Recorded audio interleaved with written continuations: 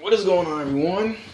Smoove here, and welcome to another Smoove review, my review series where, as you guys know, I review anything from video games to comic books to manga to anime to anything I want to review. And this time around, this one's going to be about a manga, which is also, an anime like most, mangas are. This manga I'm a very big fan of. I have been following since the beginning, and it came to an end it came to an end recently, and I want to review it now that the series is at an end. And of course, we're talking about the manga Rosario+Vampire. All right. So the quick plot backstory. Obviously it's gonna have spoilers because you can't really review a manga. I keep saying manga. You can't really review a manga without spoiling.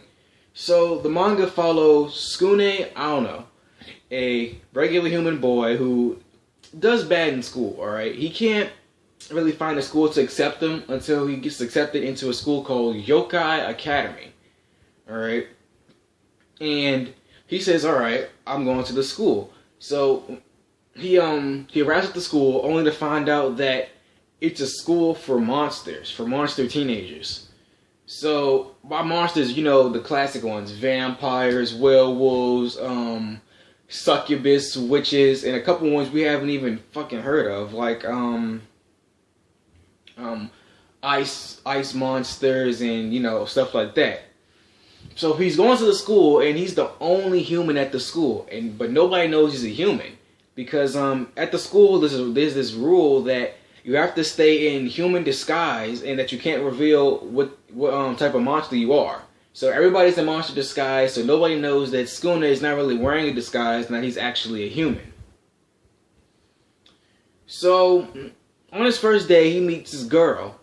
She's her name is Mocha Akashina, something like that, and they grow a friendship, all right, and obviously they like each other. And Smoove comes to find out that Mocha is a vampire. And in the Rosario Vampire world, vampires are one of the most powerful monsters there are, alright? So Mocha is a vampire. And but what's different about Mocha is Mocha's true nature is hidden away by this Rosario on her neck that's shaped like a cross. So when you pull up the cross, the Mocha's, real true vampire nature is revealed. But the twist is, she can't remove it. Only Smoove can remove it. Because, only someone that truly loves her and means no harm to her can remove the Rosario and reveal her nature. So, obviously that means Smoove really loves her and cares for her, as he's the only one that can remove the Rosario. Alright, so him and Mocha form a close friendship. It's obvious that they like each other. But another thing is, Mocha can't resist drinking Smoove's blood. Alright, it's actually quite funny how it looks like they're about to kiss when they get closer and closer, and fucking Mocha sneaks up on him and starts biting his fucking neck because he can't, because to her his blood's like sweet and stuff. Alright, so Mocha and Smoove aren't the only characters. There's also this girl, alright? She has huge fucking titties, and she's a succubus. Alright, if you don't know what succubus is, quick, synopsis. Succubuses are a monster that, they're female monsters that are very pretty, and they use their looks to make males the sex slaves. And in the show, succubus, her name is Karumu, I think. Yeah, Karumu falls in love with Smoove and wants Smoove to be her mate, but she can't, kiss him because then Smoove will become her slave, and she doesn't want Smoove to be her slave. She wants Smoove to love her for her. Alright, so it's already interesting with Karuma and Mocha competing for Smoove's love. Add a third character in there. Of course, she's a girl. This girl is actually younger than everybody else. In the first season, so to speak, in a manga, in the manga. I'd say they're about my age, 15, 16. And the new character, whose name is... I cannot seem to remember this girl's name. But she's a witch. She's about 11. She skipped a couple grades and now goes to Yokai Academy with all the rest of the people. I cannot remember her name for the life of me. It's gonna irk me now. But yeah, she not only loves Skune, but she loves Mocha too, and wants a fucking three-way relationship between her, fucking Mocha, and Skune. Which it's kind of hot actually. Not really. Now that you think about it, because she's 11. But anyway.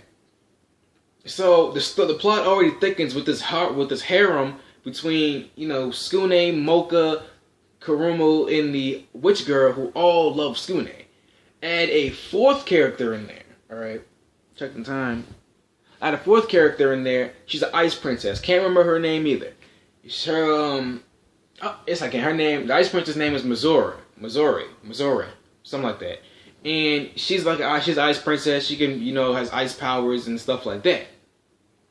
So she loves Skune, but is not, you know, as direct about it as the other three. Missouri, resorts to, not resort. She chooses to, you know, stalk Skune stalk Skune and the others from afar. She will pop out from fucking the weirdest of places, like out of lockers, under fucking tables and shit, and you know, scaring the shit out of everybody. And it's hilarious how she just pops up. You actually get quite a good laugh out of how she pops up and scares everybody. So those are the, you know, Skune, Mocha, Witch Girl, Kurumu, Missouri. Those are the 5 main characters, and they're in a club called the Newspaper Club, which basically is like a regular school's newspaper club. You have an editor. They, you know, make newspapers, you know, sell them on campus and stuff like that. But this newspaper club actually fights evil monsters, all right? And the monsters that they fight monsters, protect the school, you know, they're heroes. And some of these monsters are actually after Skune because, you know, as we all know, the 4 girls are in love with Skune, all right? And Mocha happens to be one of the hottest girls in the school. And so most of the monsters that they face are, you know, jealous monsters who want Mocha to love them and are jealous of Skune because Mocha loves him. So, not to say that's the only monsters they fight. They fight evil monsters who want to take over the world and stuff like that. So, they all fight the monsters. But Skune doesn't actually fight. Because, you know, Skune is a human and he can't fight monsters. So what Skune does is, as he's the only one that can remove the Rosario. So what Skune does to protect himself, he basically removes Mocha's Rosario and her vampire powers come to light. Mocha's hair is, you know, originally pink, but it turns silver. You know, her bust gets bigger and, you know, she gets more powerful. So Mocha is the most powerful out of the group. Alright, she fights the monsters, along with some help from the other ones. But Skune doesn't fight. And, at the end of season 1, Skune is actually, you know, attacked by this monster demon guy who's a part of this society, the secret society, who says they're out to protect the school, but it's not. They're like corrupt, and the newspaper club had been fighting them for a while. So the leader of the society is actually after Skune at the end of season 1, and after a big battle, Skune gets hurt. All right, and Mocha actually, you know, bites him and gives Skune some of her vampire blood. And this does not turn him into a vampire. This turns him into a modified human, which is a human in the Rosario Vampire world that's able to use monster techniques like, you know, enhanced strength, enhanced speed, you know, stuff like that. So at the end of season 1, Skune is still a human, but he has powers so he can protect himself. Alright? So, a quick synopsis of season 2. Season 2, you know, is their second and third year at Yokai Academy. And they go on fighting monsters and stuff.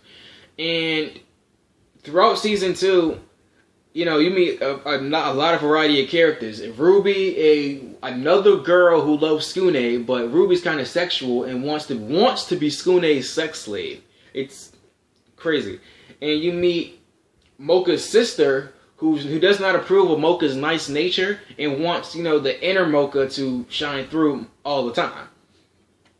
And yeah, you also meet Mocha's father, because at one point Mocha, the outer Mocha, the nice Mocha, was trapped inside the inner Mocha because the Rosario was broken or something, and the inner Mocha was there most of the time. Well, Skune got tired of that, I guess, and went to Mocha's father, who is Alucard, a famous vampire in popular fiction, and he went there because Alucard is the only other Rosario. So he fights Alucard a little bit, gets the Rosario, and returns Mocha to normal. And coincidentally, at the end of season 2, this guy shows up, alright, and wants to destroy the school and take over the human world, because the monster world and the human world are separate. So he wants to take over the human world. And coincidentally, Mocha puts her in, here's the seal it's a seal that keeps the Yokai Academy in a barrier, and the seal is coincidentally held up by a Rosario. So the guy breaks the Rosario, keeping the barrier intact, and to save the school, Mocha puts her Rosario in place of the old Rosario. Alright, so inner Mocha is once again, shine through and is there forever. So Skune is once again hurt in his modified nature, and Mocha once again injects him with her blood, which turns him into a ghoul. A ghoul is kind of like a vampire, but it's a killing machine, has no conscious thoughts, no rational thoughts whatsoever. So to keep Skune's ghoul nature intact, I don't know the word for it, to keep his ghoul nature in check, the headmaster of Rosario of Yokai Academy gives Skune this thing called the Holy Lock, which wraps around his arm. It's basically a lock and chain around his arm, kind of like Mocha's, very much like Mocha's Rosario. So whenever he removes the seal, whenever he removes the lock, his ghoul nature, ghoul power is shine through. Turns out the headmaster only gave Skune this lock because he knew he was a human. And, he's training him to keep his ghoul nature in check. And by the time he can remove the Holy Lock, Skune is now a full vampire. So Skune is no longer human at this point. He's a vampire. He will now choose to live in a monster world instead of going back to the human world. And by the way, at the end, Skune chooses Mocha instead of all the other girls. And they live happily ever after. So, my thoughts on the entire, series in manga. I love this manga. It's my favorite manga to date. Yu Yu Hakusho coming in a close second, but Rosario+Vampire is my favorite manga / anime. I am I'm a huge vampire fan, if you didn't know. How would you know? I haven't told you. I'm a huge vampire fan. I'm a huge, monster fighting fan. And, I love heroes. And I don't like to admit this, but I'm a kind of a sucker for some romance if it's used in the right way. And this manga had vampires, action, romance, problems, humor.